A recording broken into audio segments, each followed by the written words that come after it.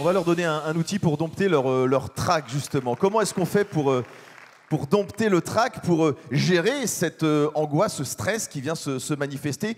Vous avez peut-être des techniques, peut-être que vous utilisez vous-même des outils contre le trac. Il y a peut-être un jour un vieil Indien qui vous a donné une pierre que vous portez toujours sur vous. Il vous a donné cette pierre le jour de votre communion avant de mourir.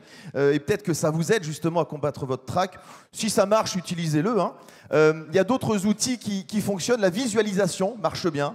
Souvent, on se dit je ne vais pas en mourir. Et puis ça va marcher, et puis ça va le faire, et vas-y, t'es le plus fort. Et ça fonctionne bien, la visualisation, à condition qu'elle soit positive, évidemment. La seule technique qui marche vraiment, c'est la préparation. Préparez, préparez, préparez. Préparez votre intervention et répétez-la. Répétez, répétez, répétez, et répétez à voix haute. Pourquoi ?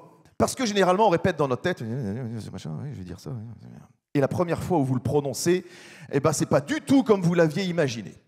Répéter à voix haute vous donnera deux vertus. La première, c'est que vous allez entendre ce que vous dites et votre cerveau va mémoriser votre prise de parole. Et la deuxième vertu, c'est que vous allez entendre votre musique, entendre vos mots, les mots que vous utilisez dans une conversation. La prise de parole, c'est de l'oralité. La prise de parole, c'est des phrases courtes. La prise de parole, c'est des phrases sans verbe.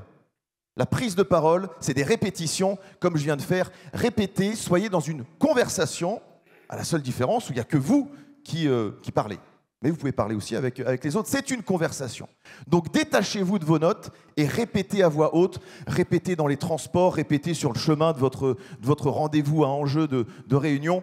Répétez à voix haute, ça compte énormément. Ça va faire plaisir à Gwenaël qui parlait de Steve Jobs hier. Steve Jobs répétait 37 fois son intervention avant de monter sur scène. Il était très stressé, très angoissé à cette idée-là. Et donc répétez, répétez, répétez et répétez à voix haute. Et puis il y a un autre outil. Avant de monter ici sur scène, ce qu'on a fait avec Xavier quand on était en coulisses, c'est de la respiration. Il y en a qui utilisent ça, la respiration.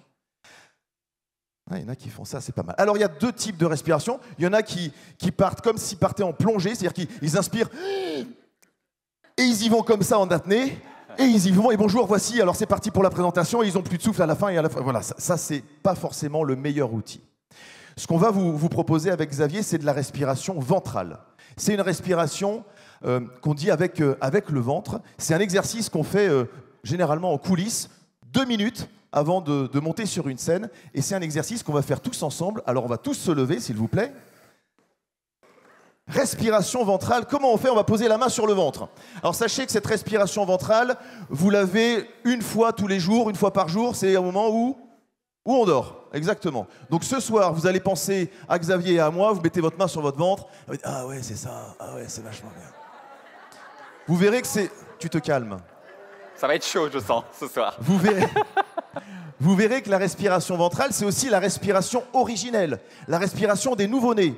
Vous ferez le test chez vous, vous verrez, vous laisserez par exemple pleurer un nourrisson pendant 1 heure et vous allez voir que c'est son ventre qui gonfle et qui se dégonfle. On va faire ça ensemble, on va faire de la respiration ventrale. Le chien du voisin aussi. Le chien du voisin qui aboie toute la journée, vous voyez que c'est que son ventre qui travaille. Pour ceux qui n'ont pas l'habitude, c'est pas évident de respirer avec le ventre. Il y en a qui, voilà, ça risque d'être compliqué. L'idée, c'est de mettre de l'air. Vous inspirez de l'air par le nez, vous gonflez votre ventre comme un ballon de baudruche. On aspire par le nez, toujours. On inspire par le nez, ensuite on va inspirer sur 3 secondes, on va bloquer pendant 3 secondes et on va expirer par la bouche en dégonflant notre ventre comme un ballon de baudruche. Et on le fait 2 fois ensemble. On y va, la main sur le ventre, on va pousser cette main-là et on inspire par le nez. On bloque la respiration pendant 3 secondes et on expire. Et voilà, comme ça on aura endormi tout le monde. On le fait une 2e fois, on inspire. Regarde, on est en train de les détendre. Et on expire. On va bien. Oui. Voilà. Très bien, merci. Vous pouvez vous asseoir. On ne prétend pas vous avoir détendu complètement avec ça, mais cet exercice-là, si vous le faites, si vous le tenez pendant 2 minutes, l'idée c'est de vous détendre.